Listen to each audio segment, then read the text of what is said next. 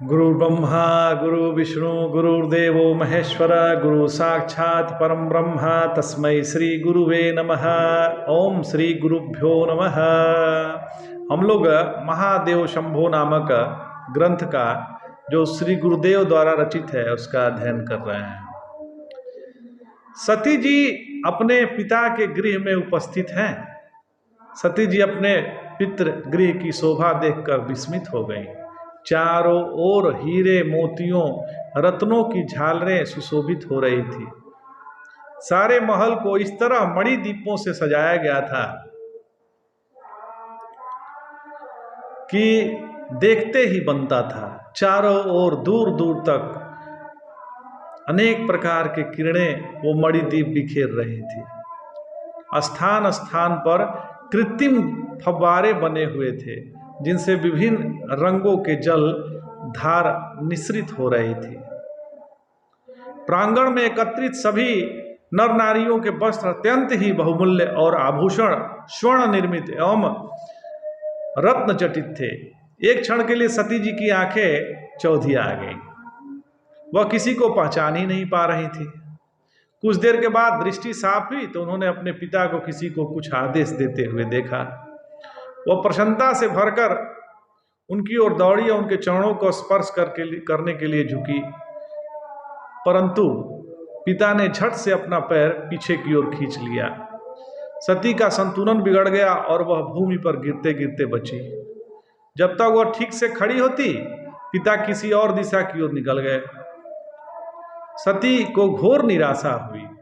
अपने पिता से उसे ऐसी आशा नहीं थी। अपने पिता से शायद किसी भी पुत्री को ऐसी आशा नहीं होगी। उन्होंने सदाशिव की बातों का स्मरण किया और सोचा पिता का यह व्यवहार कोई अस्वाभाविक नहीं था। जब वह अपने जमाता पर रुष्ट ही थे तो पुत्री के साथ भी ऐसा व्यवहार किया तो इसमें कोई विस्मय की बात नहीं है। आखिर वह अनामंत्रित जो आई थी उनको तो वो बुलाया नहीं गया था। पिता की ओर से निराश होकर उसने माता से मिलना चाहा तो स्त्रियों की भारी भीड़ में किसी तरह माता को ढूंढ पाई तो आगे बढ़कर उनके चरण स्पर्श किए। माता अपनी बेटी के साथ बहुत कठोर तो नहीं हो सकती, किंतु उसने इतना ही कहा कि तुम्हारे पिता ने मेरे लाख करने पर भी तुम्हें आमंत्रित नहीं किया। वह तुमसे प्रसन्न नहीं है, अतः तुम्हारा यहाँ आना उचित नहीं था। सती का मुंह लटक गया। कुछ दूर पर उनकी बहनें खड़ी आपस में बातें करने में मग्न थीं। सती को बहनों का प्यार याद आया। बचपन में सभी मिलकर किस तरह खेलती कूदती थी।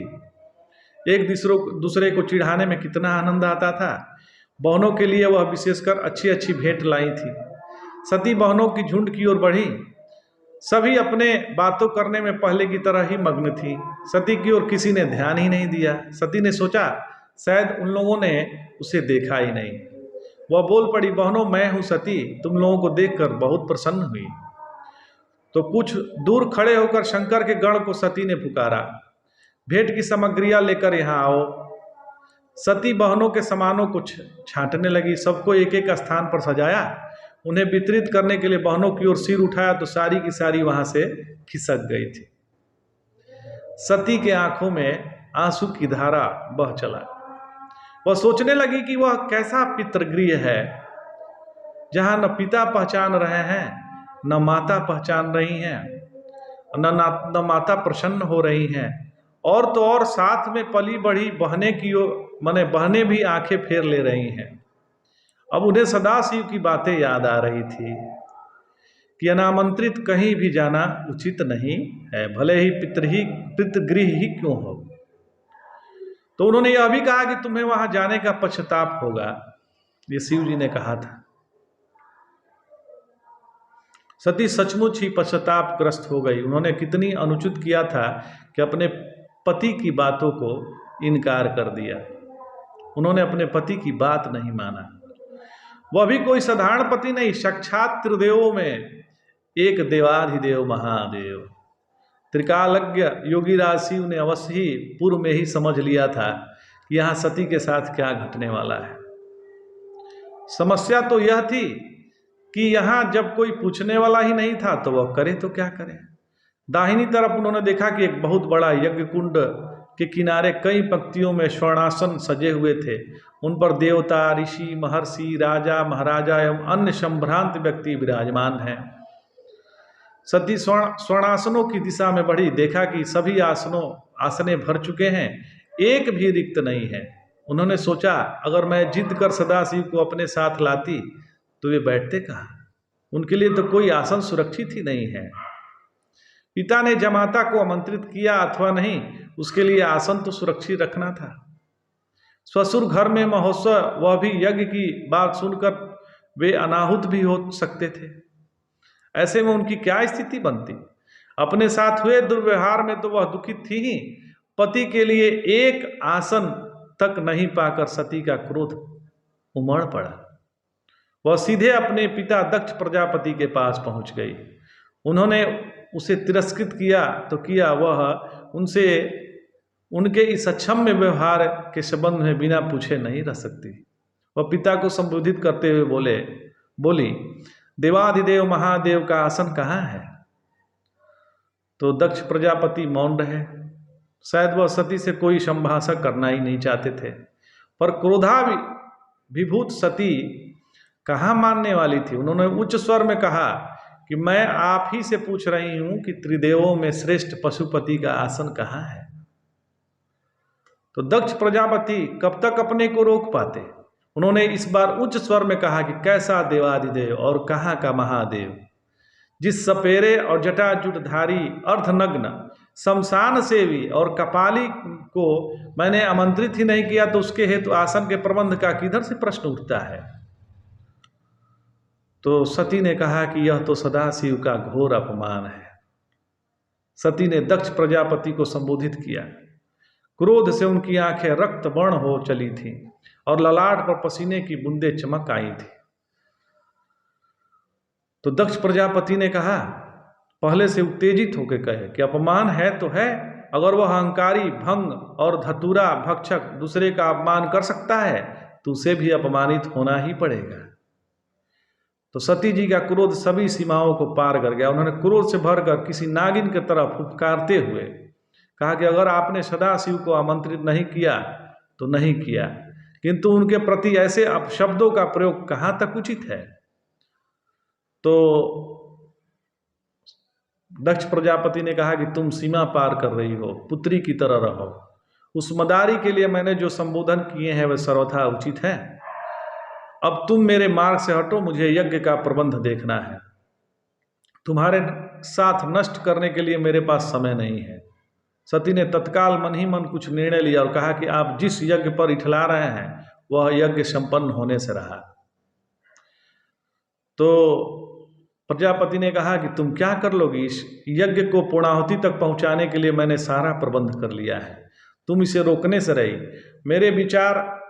मेरा विचार है जैसे आई हो वैसे ही लौट जाओ। मुझे उस पगले से कुछ लेना देना नहीं है और न तुमसे कोई लेना देना है। मैं समझ गया कि मेरी एक पुत्री नहीं रही। तो सती ने कहा कि मैं जाऊंगी तो अब कौन सा मुंह लेकर पति के पास पहुंचूंगी? उनके आदेश का उल्लंघन कर कर मैं यहाँ आई हूँ, किंतु आपके व्यवहार से दुखित होकर मैंने आपको अपना प्रण सुना दिया है कि आपका यज्ञ पूर्ण नहीं होगा। इसके लिए मुझे कैलाश नहीं कहीं और जाना पड़ेगा। इतना कहकर सती धधकते हुए यज्ञ कुंड के पास पहुंची और आमंत्रित अतिथियों के मुंह करके बोली कि जिस यज्ञ में देवाधिदेव महादेव आमंत्रित नहीं हो उस यज्ञ का कोई अर्थ नहीं होता। अतः मैं इस यज्ञ को अपने शरीर की आहुति देकर भ्रष्ट कर रही हूँ। इसके पूर्व की कोई सोचता समझता सती ने यज्ञ कुंड में छलांग लगा दी और बात में यह जलकर स्वाहा हो गई। उपस्थित देवताओं एवं अन्य अतिथियों के अनुभव किया कि सती जी की आत्महत्या के फलस्वरूप यह यज्ञ विध्वंस तो हो ही गया है। शिव को इसकी सूचना मिलने में देर नहीं लगेगी और तब यहाँ पर जो कुछ घटेगा वह किसी के हित में नहीं है। ऐसा सोचते ही देवता अपने अपने विमानों की ओर भागे और अन्य अतिथि अपने अपने वाहनों की खोज में। चारों ओर एक विचित्र स्थिति पैदा हो गई।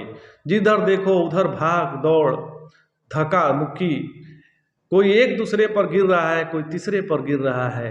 शिव ने ध्यान में सब कुछ देख लिया। सती से चाहे वे जो रुष्ट हो, लेकिन उनका प्राण त्यागना उनके लिए असह्य हो गया। जो भी वह अपनी पत्नी थी, वह अभी भी उनके प्रति शिव का प्रेम कम नहीं हुआ था। उन्होंने क्रोध से भरकर अपने सिर से एक जटा उखाड़ी और एक चट्टान पर दे मारी। ऐसा करते ही जोरों की आवाज हुई और वीरभद्र नामक एक विशाल शिवगण खड़ा हो गया। उसने सदाशिव से पूछा, महादेव क्या आदेश है? तो शिव ने कहा कि अपने कुछ और खूंखार साथियों को लो, हम तत्काल दक्ष प्रजापति के यहाँ पहुँचेंगे। वहाँ यज्ञ को भ्रष्ट करना है और जो भी यज्ञ के लिए उपस्थित हुए हैं उन्हें मौत के घाट उतारना है। सती ने यज्ञ कुंड में कूदकर अपने प्राण त्याग दिए हैं, इसका प्रतिशोध लिए बिना हम नहीं रह सकते। वीरभद्र ने कहा कि जैसी आज्ञा। शिव के योग बल से सभी के सभी दूसरे ही क्षण दक्ष प्रजापति के प्रांगण में उपस्थित थे। देवता तो विमानों से कूच कर गए थे, लेकिन बहुत सारे अतिथि अभी भागने की तैयारी में ही थे। वीरभद्र ने अन्य गणों की सहायता से वहां घोर मार काट मचा दी। कोई भी राजा या दक्ष प्रजापति के सैनिक वीरभद्र और शिवगणों का सामना नहीं कर सके। प्रायः सारे के सारे आमंत्रित लोग तथा प्रजापति के संबंधी मारे गए। जहां पर कुछ क्षण पूर्व यज्ञ हो रहा था, वहां खून की नदियां बह चली। शिव ने सती की स्थिति देखी तो वे दुख से वस्तुतः पागल हो गए। वीरभद्र ने सती के शव को यज्ञ कुंड से बाहर निकाल दिया। यद्यपि वे मर गई थी, किंतु उनका मृत शरीर तो था। शिव को उसे देखकर मोहावस्था की प्राप्ति हो गई। सब कुछ भूलकर उन्होंने सती के दग्ध शरीर को अपने कंधे पर लाद लिया और आकाश की ओर उड़ चले। वे दिशाओं के चक्कर काटने लगे। अपने होशो हवास में वे थे कहाँ। तो ये मार्मिक आज कथा यहीं पे विराम करते हैं। कल पुनः जो है उपस्थित होंगे। आज इतना ही। जय जय शंकर, हर हर शंकर।